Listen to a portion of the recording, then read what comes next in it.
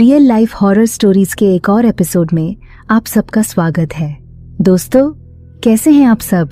उम्मीद है सब खैरियत से होंगे। आज मैं आपके लिए कुछ ऐसी कहानियां लेकर आई हूं जो मैंने इंटरनेट की अलग अलग गहराइयों से निकाली हैं। ये रेडिट कन्फेशंस, फोरम्स और कुछ सोशल मीडिया पोस्ट्स से ली गई हैं। लोग कहते हैं ये सच्ची कहानियां हैं। मैं नहीं जानती, लेकिन इनको पढ़ के मुझे तो सच्ची लगी। फैसला आपने करना है। तो चलिए शुरू करते हैं।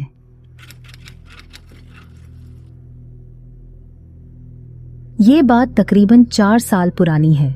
मेरा नाम फराज है और मेरी बीवी मरियम। हम अपनी शादी की दूसरी सालगिरह मनाने मरी गए थे। मौसम दिसंबर का था। पहाड़ों पर हल्की बर्फ और होटलों में भीड़। हमें एक पुराना होटल मिला जिसका नाम था हिल व्यू रेजिडेंसी। बिल्डिंग काफी पुरानी थी। लकड़ी के फर्श, पुराने वॉलपेपर और एक अजीब सी बदबू रिसेप्शन पर एक उम्रदराज आदमी बैठा था। हमने 2 दिन के लिए कमरा मांगा। वो बोला, साहब, होटल के सारे कमरे फुल हैं, सिर्फ कमरा नंबर 207 खाली है। लेकिन आप ये 207 नंबर रूम न लें तो बेहतर है। आप किसी और होटल में जाकर रूम ले लें। मैंने हंसकर पूछा, क्यों, वहां भूत है क्या? वो मुस्कुराकर बोला, बस कुछ लोग वहां ज्यादा देर नहीं ठहर पाते। मरियम ने मेरा हाथ दबाया और हमने मजाक समझकर वही कमरा ले लिया। पहले दिन सब नॉर्मल था। हमने माउंट रोड पर वॉक की, कॉफी पी, बर्फ देखी। कमरे में वापस आए तो हल्की ठंडी हवा अंदर आ रही थी। मैंने खिड़की बंद की, मगर फिर मुझे ऐसा लगा कि हम दोनों के अलावा भी यहाँ कोई है जो सांस ले रहा है। रात करीब 2 बजे मरियम उठकर दरवाजे की तरफ देखने लगी। मैंने पूछा, क्या हुआ? वो बोली, दरवाजे के नीचे से कोई हमें देख रहा है। मैंने लाइट जलाकर चेक किया, नीचे कुछ नहीं। सोचा शायद वहम है। दूसरी रात मरियम बिल्कुल चुप थी। हमने खाना कमरे में ही मंगवाया। जब मैं टीवी देख रहा था, मरियम अचानक बोली, फराज, ये कमरा किसी के लिए बंद था, हम क्यों ठहरे? मैंने कहा, कैसी बातें कर रही हो? वो धीरे से बोली, यहां कोई रहता है। जब हम बात करते हैं तो वो सुनता है। मैंने माहौल हल्का करने के लिए हंसने की कोशिश की, मगर वो चुप रही, जैसे किसी और की बात सुन रही हो। मैंने भी ज्यादा ध्यान नहीं दिया।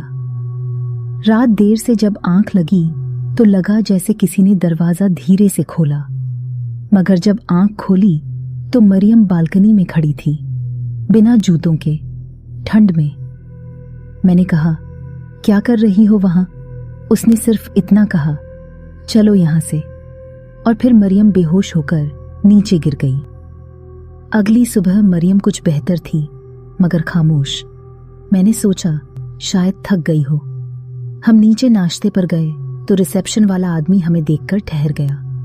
बोला, साहब, आप कमरा 207 में हैं? मैंने कहा, हाँ, कोई मसला? वो बोला, साहब, वहां पिछले साल एक जोड़ा ठहरा था। बीवी छठी रात को लापता हो गई। मेरे जिस्म में ठंडी लहर दौड़ गई। मैंने पूछा, मिली नहीं? वो बोला, नहीं साहब, पुलिस भी आई थी, कुछ नहीं मिला। मैंने मरियम को देखा, वो बस चुप थी। मैंने फैसला किया कि आज ही निकल जाएंगे। हमने पैकिंग कर ली।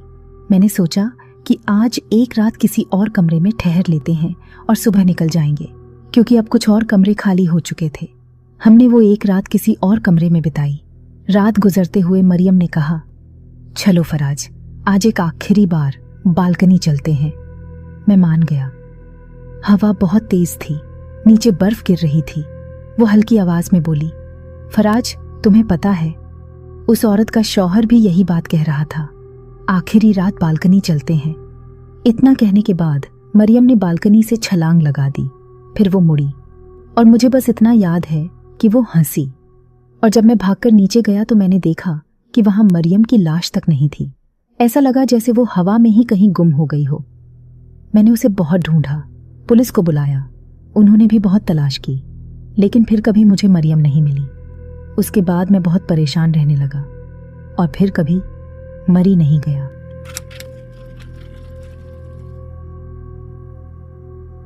मेरा नाम रेशमा है और मैं हैदराबाद के एक सरकारी हॉस्पिटल में रात की नर्स थी। ये वाकया शायद 2018 का है। रात की ड्यूटी हमेशा थोड़ी अजीब लगती थी। लंबे कॉरिडोर, सफेद रोशनी और खामोश मशीनों की बीप बीप आवाज। उस रात वार्ड नंबर 5 में एक नया मरीज आया था। पूरा जिस्म जला हुआ, मगर सांसें बिल्कुल नॉर्मल। हम सब हैरान थे कि इतने जख्मों के बावजूद वो जिंदा कैसे है। डॉक्टर अरविंद ने मुझसे कहा, रेशमा, इसका ड्रेसिंग बदल दो, बाकी हम फाइल बनाते हैं। मैंने हाँ में सर हिला दिया। जब मैंने उसके जख्म साफ करने शुरू किए तो एक अजीब बात देखी। जहां मैं रुई लगाती वहां मांस अपने आप वापस जुड़ने लगता था। मैं पीछे हटकर देखी, मगर वो खामोश लेटा था। मैंने कहा, दर्द हो रहा है? उसने बस धीरे से कहा, नहीं, बस थोड़ा वक्त लगेगा। 2 दिन गुजरे और वो मरीज ठीक होने लगा, मगर ये ठीक होना नॉर्मल नहीं था। जिस रफ्तार से उसकी त्वचा वापस बन रही थी, वो किसी इंसानी प्रक्रिया जैसी नहीं लग रही थी। डॉक्टर अरविंद बोले, ऐसा लगता है जैसे इसके शरीर में रिपेयरिंग सेल्स हद से ज्यादा एक्टिव हैं।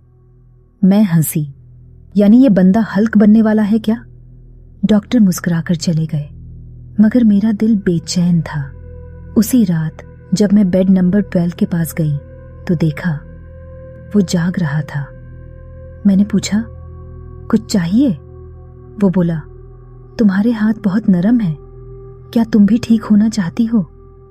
मैंने चौंक कर कहा, क्या मतलब? वो बोला, मेरी त्वचा की तरह तुम्हारी त्वचा भी बदल सकती है। मैंने सोचा शायद नशे में है, मगर उसकी आंखों में अजीब सी चमक थी। जब मैं बैंडेज बदलने लगी तो महसूस हुआ कि मेरा दस्ताना उसकी त्वचा से चिपक गया है। मैंने जोर लगाया तो दस्ताना फट गया और मेरी उंगली की त्वचा उसके जख्म पर रह गई। मैं घबरा गई, हाथ पीछे किया। वो मुस्कुराया और बोला, कहा था ना तुम भी ठीक हो जाओगी। मैं भागकर वॉशरूम गई, हाथ धोए। त्वचा का रंग अजीब था, जैसे किसी और का शरीर मेरा हिस्सा बन गया हो। 2 दिन बाद मेरे हाथ पर छाले बन गए। जब मैंने उन्हें छुआ तो नीचे नई त्वचा बन रही थी, लेकिन वो मेरी नहीं थी। रंग हल्का सा स्लेटी और स्पर्श ठंडा। डॉक्टर ने पूछा, कुछ लगाया है क्या? मैंने झूठ बोला, सफाई में केमिकल लग गया होगा। मगर सच्चाई ये थी कि जहां जहां मैंने उस मरीज को छुआ वहां त्वचा बदल गई। अब मैं उसके पास नहीं जाती थी, मगर एक रात ड्यूटी के दौरान मैंने वार्ड में शोर सुना। जब पहुंची तो वो मरीज गायब था। सिर्फ एक चीज बेड पर थी, मेरा दस्ताना। ये सब देखकर हमने पुलिस को बुलाया। पुलिस आई, हॉस्पिटल में सर्च हुई, मगर वो बंदा कभी नहीं मिला। डॉक्टर अरविंद ने उसकी फाइल भी बंद कर दी और उस दिन के बाद मैंने नौकरी छोड़ दी। पहले पहल तो सब ठीक लगता था, मगर फिर महसूस हुआ कि मेरी त्वचा अपने आप छिलने लगी है। नई त्वचा आती है, मगर वो मेरी नहीं। कभी कभी जब मैं सोती हूँ महसूस होता है कोई मेरे हाथ पकड़कर धीरे धीरे सांस ले रहा है, ऐसे जैसे वो मेरी त्वचा वापस मांग रहा हो। मैं सलीम खान राजस्थान के ट्रक यूनियन में पिछले 25 साल से ड्राइवर हूँ।